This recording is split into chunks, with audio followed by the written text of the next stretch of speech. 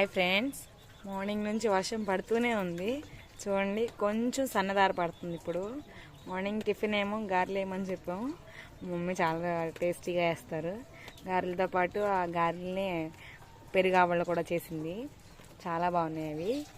ఇప్పుడేమో నాటుకోడి కూర వండమని చెప్పాం. వంట అయిపోయిందంట, ఒకసారి వెళ్ళి చూసేద్దాం. మా ఇల్లు రైస్ అయిపోయింది. రైస్ అవుతా ఉంది. వైట్ రైస్ పెట్టింది. ఇదేమో కర్రీ, నాటుకోడి కూర ఉంది. ఎలా ఉందో ఏంటో ఒకసారి చూద్దాం. స్మెల్ చూస్తేనే బాగా ఆకలేసేస్తుంది ఫ్రెండ్స్. చాలా గుమగుమలాడిపోతుంది.